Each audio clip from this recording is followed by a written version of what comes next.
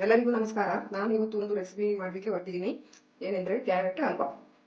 ಅದಕ್ಕೆ ಬೇಕಾಗುವ ಪದಾರ್ಥ: ಕ್ಯಾರೆಟ್ 1 ಕೆಜಿ ತಗೊಂಡಿದ್ದೀನಿ, ತುಪ್ಪ, ನಂದಿನಿ ತುಪ್ಪ ತಗೊಂಡಿದ್ದೀನಿ, ಸಕ್ಕರೆ, ಗೋಡಂಬಿ, ದ್ರಾಕ್ಷಿ, ಒಣದ್ರಾಕ್ಷಿ, ಏಲಕ್ಕಿ ಪುಡಿ.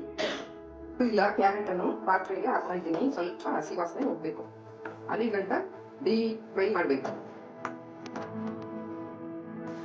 ಸ್ಲೋಲಿ ಮಾಡ್ಕೊಳ್ಬೇಕು, ಇಲ್ಲಾಂದ್ರೆ ಸೀದುತ್ತದೆ ಬೇಗನೆ. ಪಕ್ಕದಲ್ಲಿ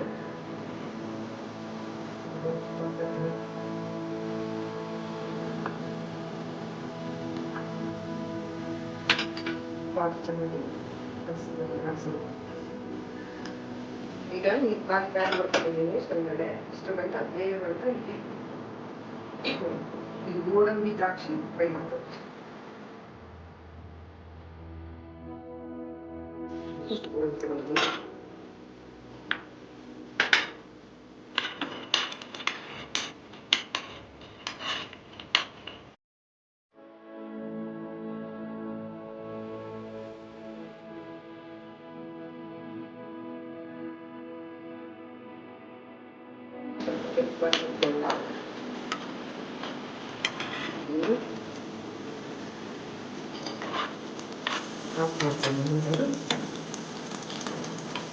ಈಗ ನೋಡಿ ಸಕ್ಕರೆ ಹಾಕ್ತಾ ಇದ್ದೀನಿ.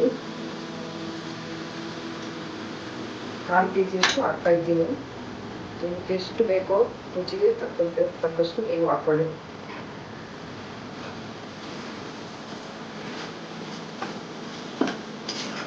ಅಷ್ಟು ಹಾಕ್ತಾ ಇದ್ದೀನಿ.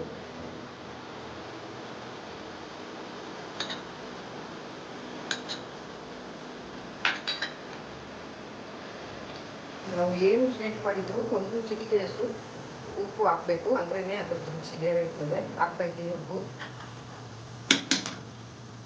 ಎಲ್ಲ ನಮ್ಮ ಮನೆಯಲ್ಲಿ ಫ್ರೈ ಮಾಡಿ ಹೇಗಿದೆ ಅಂತ ಹೇಳಿ.